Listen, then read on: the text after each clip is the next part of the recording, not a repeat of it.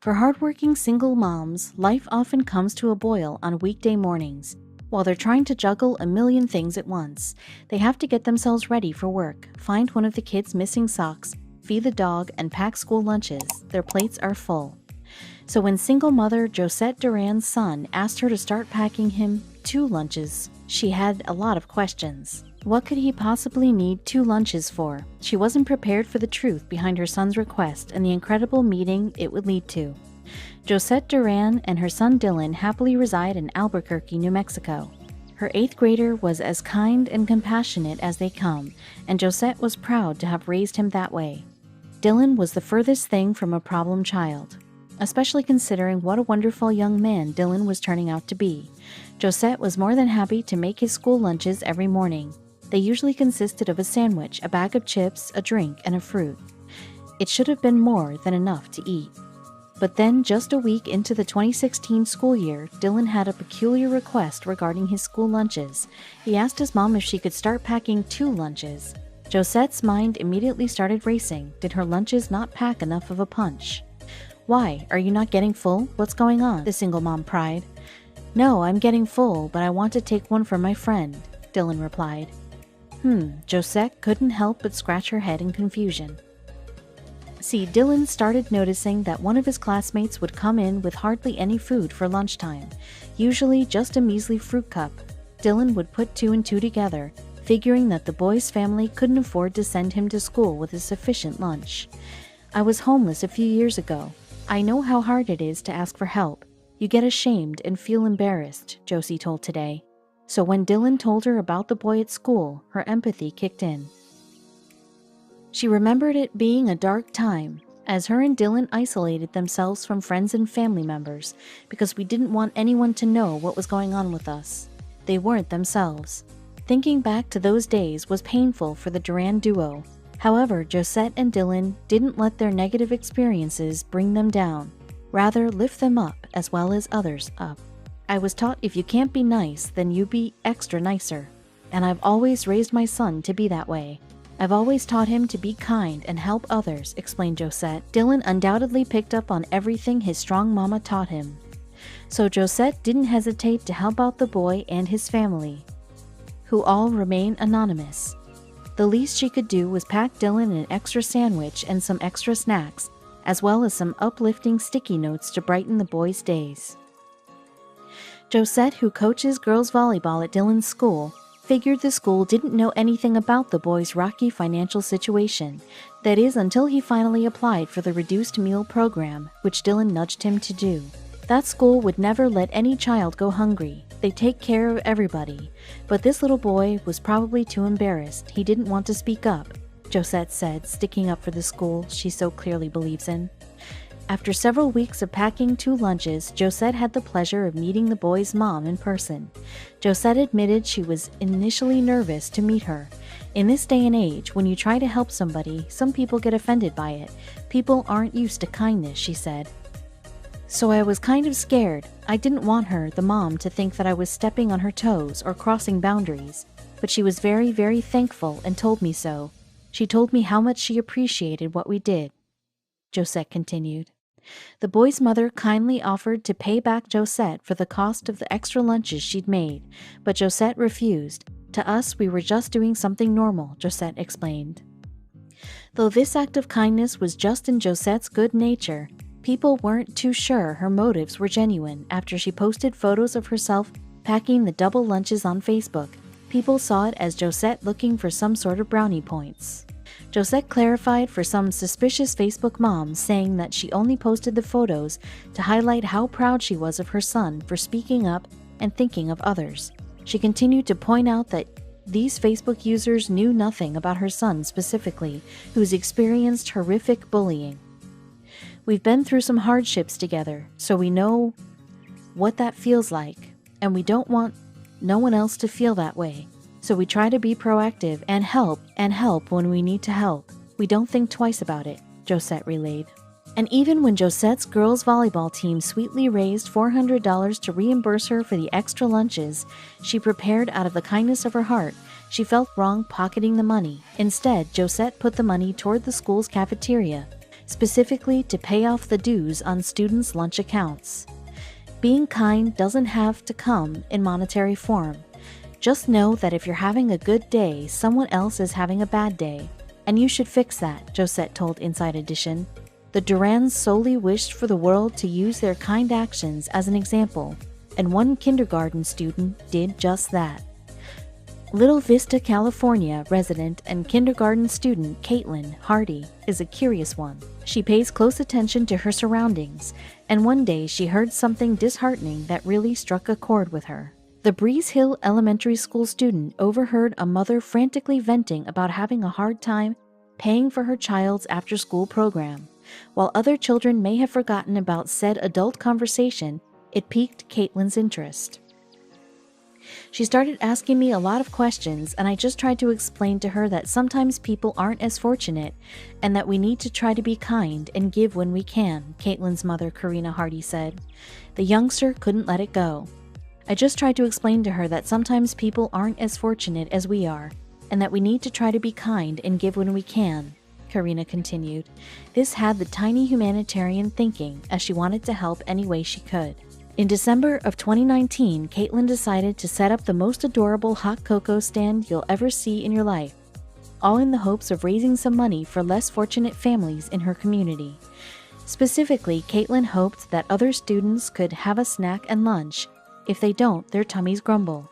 Even though Caitlin couldn't fully grasp the seriousness of the situation, she knew her peers deserved to have happy tummies. Aside from hot chocolate, the stand also sold cider and cookies. There's no way you'd be able to walk past the cuteness as well as the treats without spending $1 or $2. It turns out that plenty of people couldn't resist supporting Caitlin's stand. According to Jamie Phillips, Director of Child Nutrition Services for Vista Unified School District, Caitlin's stand raised approximately $80, which was enough to pay off lunch debts for a whopping 123 Breeze Hill students. Everybody is just so proud and happy, and other students are already talking about ways they can also make a difference. It goes to show that even one small, kind act from a 5-year-old can mean the difference for someone in her life, relayed Principal Lori Higley. But Caitlin wasn't done just yet. The kindergarten sweetheart wished to continue her philanthropic journey to help families in need, this time moving on to raise money for the thousands of negative accounts at schools in the Vista Unified School District. She called her new ambitious mission Kiki's Kindness Project, to raise enough money to pay off all negative accounts in the district.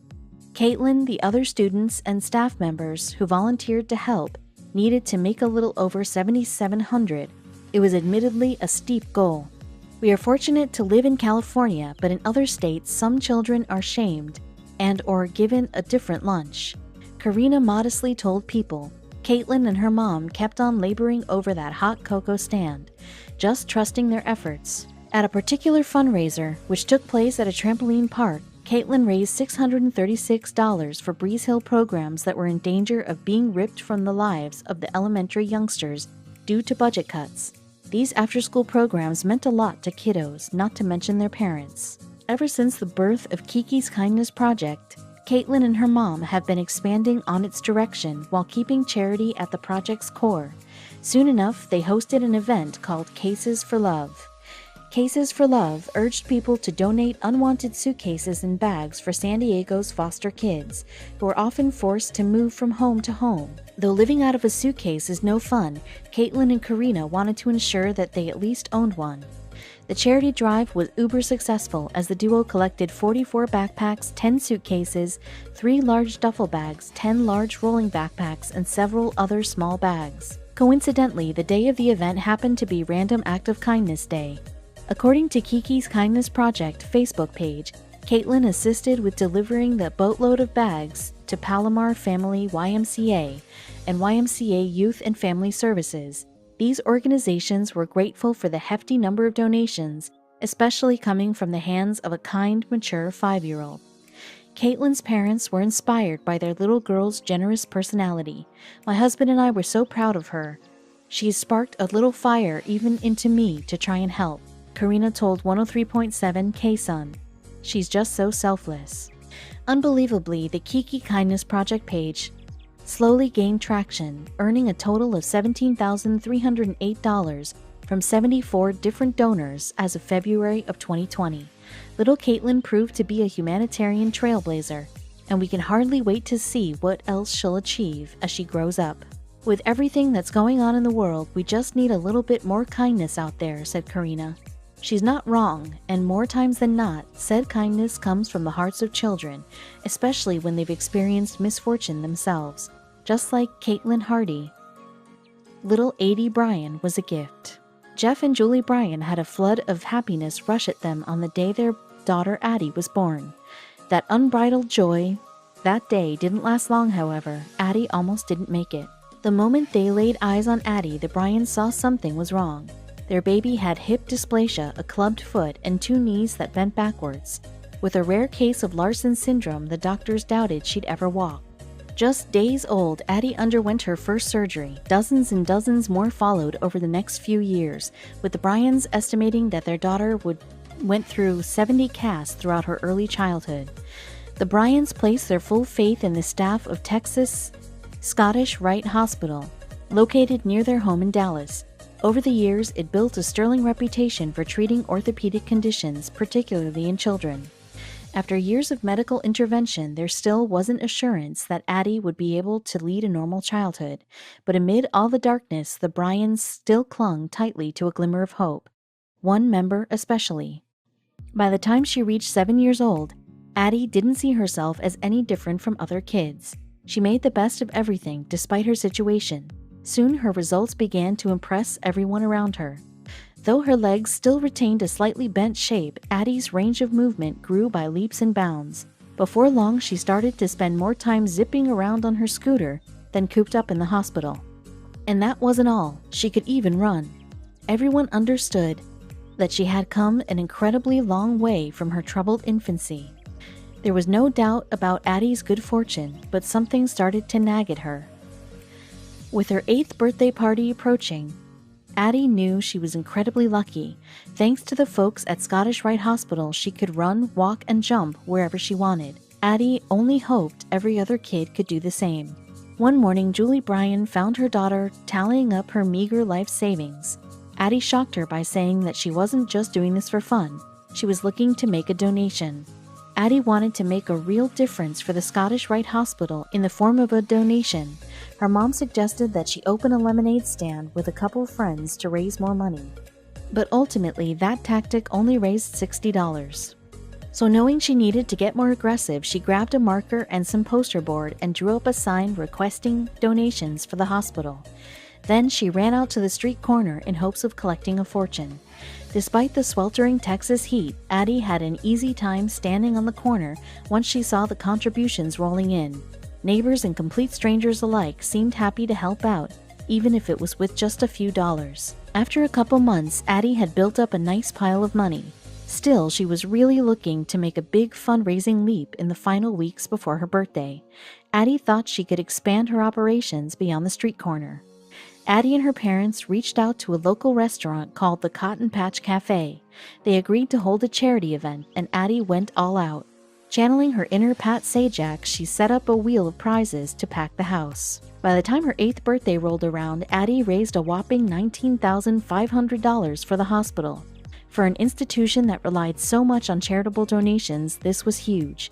Not even Addie's parents could believe she single-handedly raised such a sum. Her efforts gained a lot of attention. A number of outlets shared her story, from her local news station to People magazine.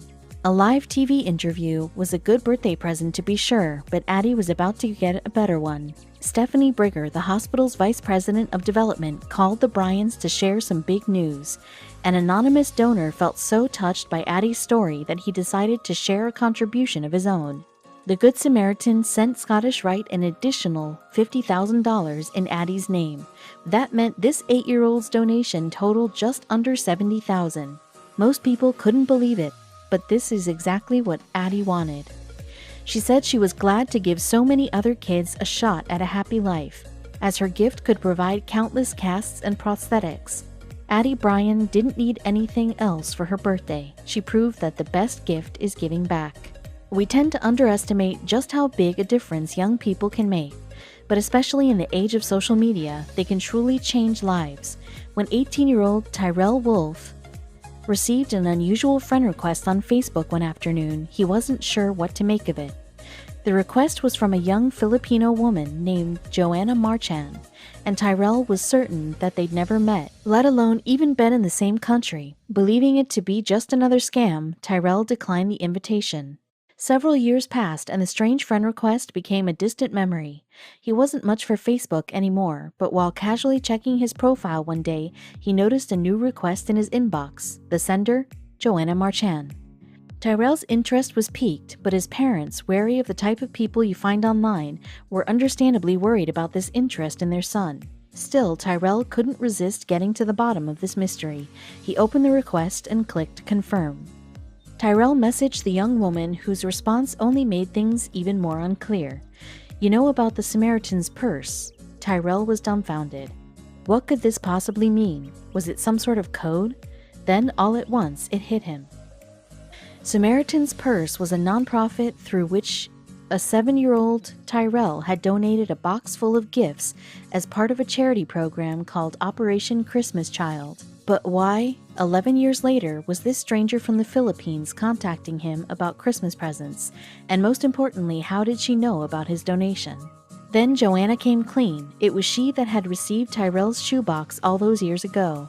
Tyrell was blown away by the news, but even so, he was still skeptical of the young woman's motivations.